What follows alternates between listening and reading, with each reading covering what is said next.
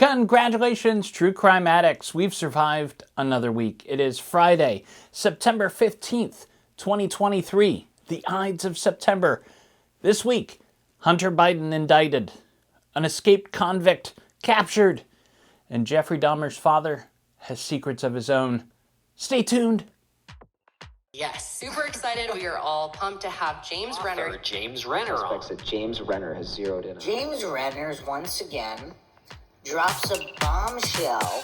Investigative journalist, reporter James Renner, who's been on the podcast, longtime friend of mine.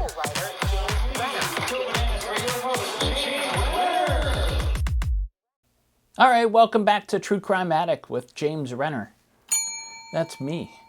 Hey, as always, I want to thank Walter for manning the camera. Say hello to Walter. He's just back from his fishing retreat in Ontario, Canada. Thanks for being here, Walter. Hey, this week, if you're in Cleveland, if you're near Northeast Ohio, I will be appearing at the Music Box Supper Club this Thursday evening. There's dinner, you can have some drinks. Admission's free, you just have to register online. So I'm at the Music Box Thursday, come see me if you can. Let's get to the top stories. Some juicy ones this week.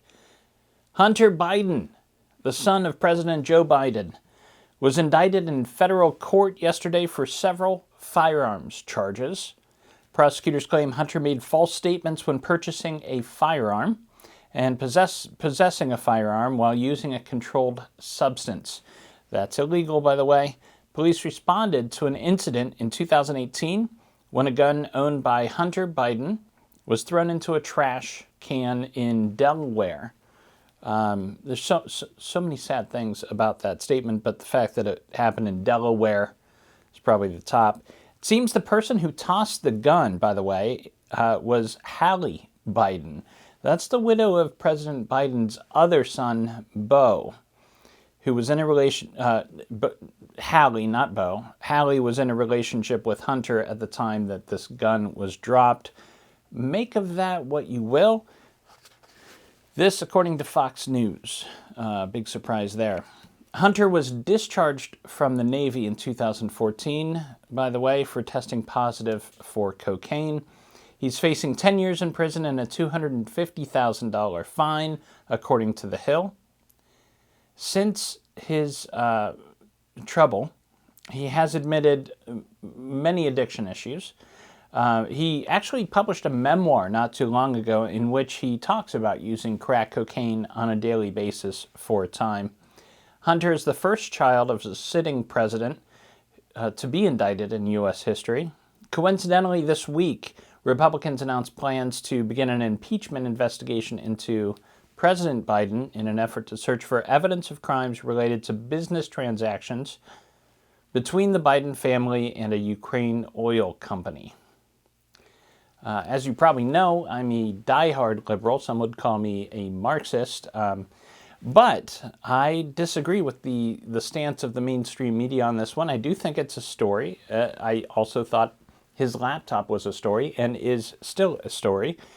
And if you take a half an hour and investigate the situation with Hunter online, you will quickly discover that this indictment is kind of the tip of the iceberg and maybe the first crack in a great big dam about to burst.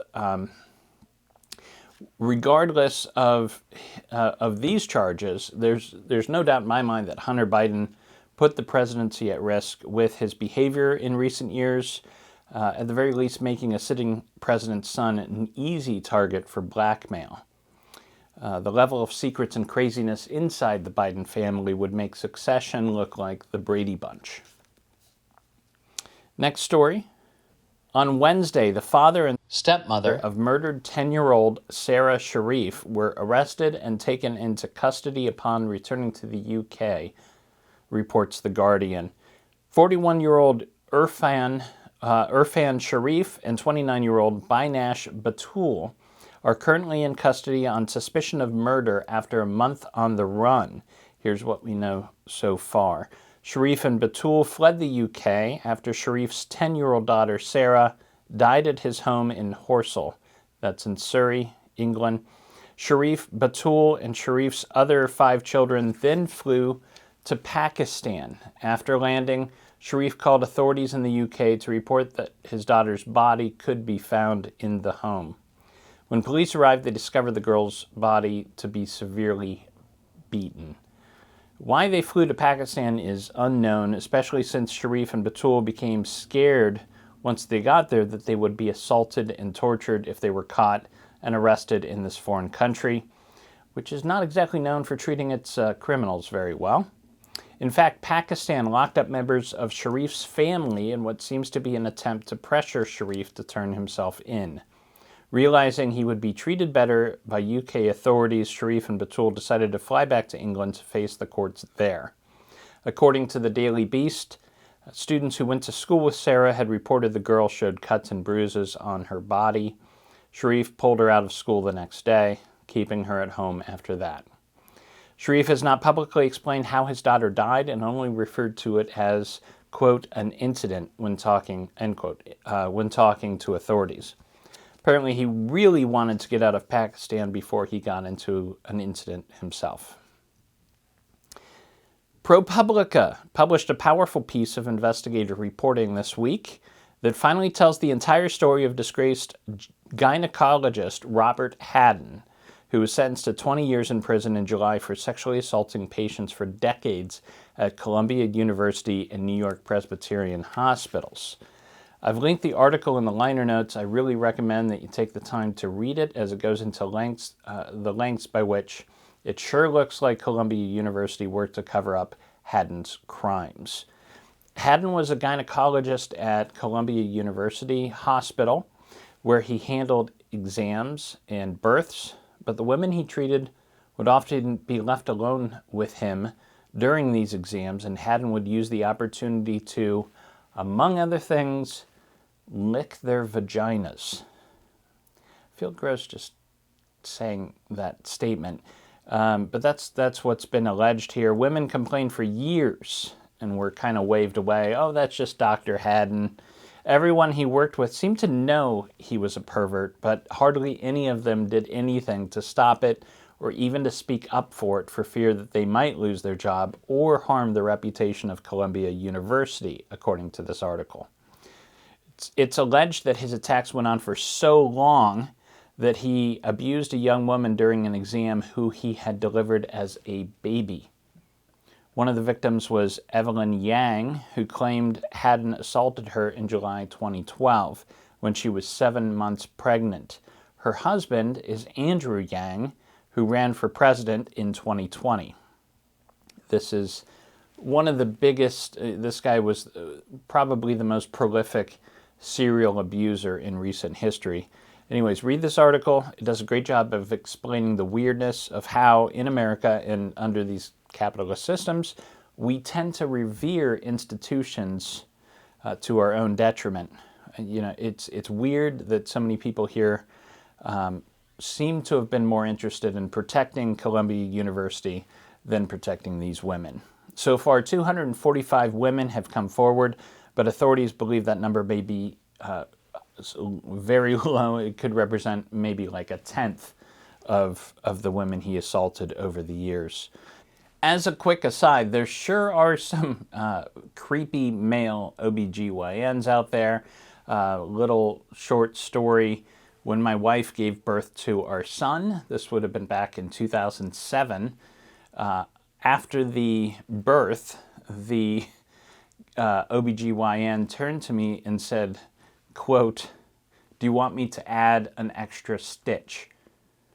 And I was in such shock at the birth of my son, and my mind was going a million miles an hour, that I didn't even really process what he said until days later.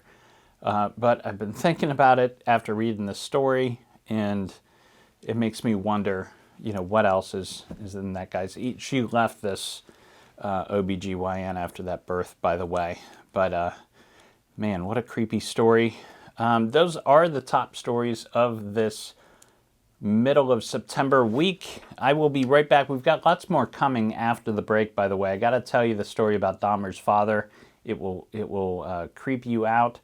There's a great update in the Nancy Eagleson case. Lots more to come. Stay tuned. Please hang up and try again. And welcome back to Red Dwarf, starring Danny John Jules. Cavalcante, more like Cavalcante, am I right, up here? Danilo Cavalcante was caught this Wednesday, 2 weeks after he shimmied up a wall in the exercise yard of the Chester County Prison, according to CNN. Cavalcante eluded police for 14 days, hiding in thick woods near the prison and then escaping the search perimeter. A trip burglar alarm in Pennsylvania caused police to descend on the area just after midnight this Wednesday. A police dog named Yoda was able to track him down. He was armed with a .22 caliber rifle when he was arrested, but no shots were fired. The police who captured him are now in a little bit of trouble themselves for taking selfies with Cavalcante during his arrest. And after his arrest, Cavalcante told police officers that they had almost stepped on him during the search at one point. That's how close they were. He also told them he was contemplating stealing a car and fleeing to Canada, what we here in the true crime world call pulling a Maura Murray. Major update in the Nancy Eagleson case. Nancy Eagleson was just 14 years old when she was abducted while walking back home in Paulding County, Ohio in 1960. Her case has remained unsolved to this day. Now, earlier this year, the Porchlight Project funded an exhumation of Nancy's body, and investigators discovered a bullet inside the casket, a new piece of evidence. The renewed media attention led several witnesses to come forward, and last week, WTOL reporter Brian Duggar released a news story that included an interview with a woman who claimed she was abused and kidnapped a number of times by former Paulding County Sheriff's Deputy Claire Bud Paulson. His name was Claire. He went by Bud. Paulus was indicted by a Paulding County grand jury in 1987 for abusing another girl, but he died by suicide before he could face justice. Authorities are now asking for any victims of Bud Paulus to come forward with information.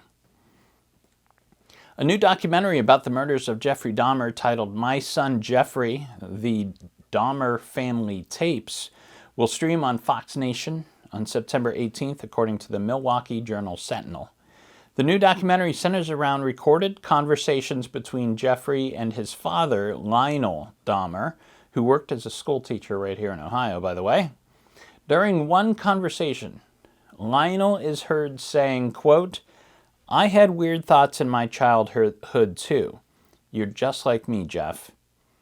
He goes on to say, quote, "Amazingly, all the times I should have been caught, I never was. Nothing, absolutely nothing is too great not to be forgiven." End quote. Isn't that creepy? If you're like me, I'm reacting to this like, what the actual fuck, right? Like this quote I keep going back to, all the times I should have been caught, but wasn't. Starting to remind me of that show Dexter. I just watched the last season, by the way, this extra season. It was really good. I didn't expect it to be as good as it was. It was good, but you know, are we getting into this idea of a dark passenger, this darkness that some people seem to have that might be passed on genetically to children? Certainly what Lionel was suggesting. I'm really interested to hear more. A 68-year-old man named John Michael Ermer walked into an FBI office in Oregon recently, asked to speak to an agent, and told them that he was the one who killed and raped a woman in Massachusetts 44 years ago, according to People.com. Ermer has since been arrested and will face charges for the murder of 24-year-old Susan Marcia Rose, who was found dead from blunt force trauma in her apartment in Boston's Back Bay on October 30th, 1979. Now, after his confessions, investigators took a sample of his DNA and found that it matched evidence taken from the crime scene. So this is the guy, it seems. And he just walked in and confessed to it. And this is kind of what I saw on the horizon. This is kind of what I've been predicting since the advent of genetic genealogy. I mean, the science is so solid. If you've happened to have left DNA at a crime scene in the last 100 years and are still alive, it's a matter of time at this point that they're going to find you. So it does benefit you to come forward on your own, hopefully work for a better deal and get that off your chest finally. But, it's at this point, it's a matter of time if there's DNA. And let's jump over to weird news. A rapper from Las Vegas was charged with murder this week after releasing a music video where he confessed to the crime, reports The Independent. 25-year-old Kenwan McDaniel, who goes by the name The Biggest Fin 4800, you might want to work on that name, by the way. It doesn't roll out the tongue. He was already a suspect in the death of Randall Wallace, a man who was shot to death on September 18, 2021.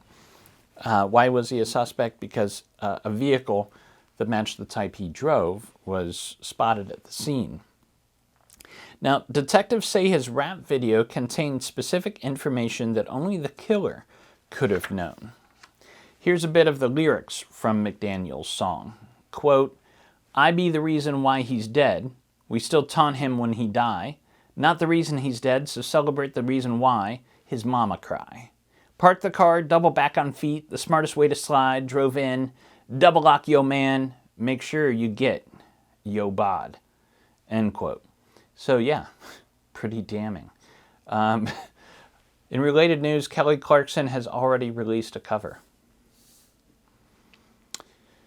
Tune into 2020 tonight for Since You've Been Gone, a new special about the disappearance of Alyssa Turney and her father's recent acquittal.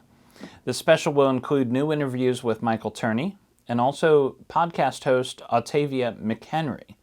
Now, Octavia, you might remember, once hosted a podcast devoted to Alyssa's disappearance, but she had to stop after she faced harassment from Alyssa's sister, Sara Turney.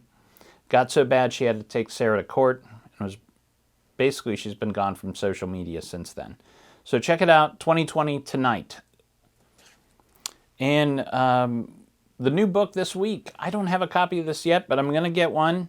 Sounds fascinating. It's a new book about the Delphi murders, and it's going to be published on Tuesday. This book is called Down the Hill, and it's written by Susan Hendricks, a former CNN anchor. Here's the write-up. In Down the Hill, Hendricks digs deeper into the mystery that captivated our nation for years, exploring the family's enduring resilience and advocacy, as well as the rippling impact the case has had not just on Delphi, but the very heart of American heartland. As a result, this book is more than just a book about a double homicide. It's about a small town in middle America that's been haunted by an unfathomable act of violence. It's about the ways families and communities cope with grief and move forward after tragedy. It's about the limitations of local law enforcement and the rise of technology in helping solve cold cases in new ways. But it's also about compassion, connection, empathy, and resilience on a very real, very human level. So check out the book, Down the Hill. I guarantee it'll be good. That's the story for this week. And now it's the weekend. Go celebrate. If it's going to be one of the last weekends where the weather is good. You can go out for a jog, go on a bike ride, get some pumpkin spice, and just have a good time. And in the words of the incomparable Murray Saul, the godfather of Cleveland radio, that means we gotta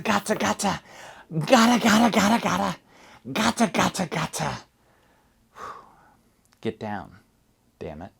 True Crime This Week is a Fearful Symmetry production. Photo and artwork are licensed through Shutterstock. If you like the cut of my jib, I have another podcast you might enjoy called The Philosophy of Crime, in which I attempt to solve the big questions behind our true crime obsession by looking to philosophy for answers. Thank you for listening. I'll see you next week. Sit, Brownie, sit. Good dog.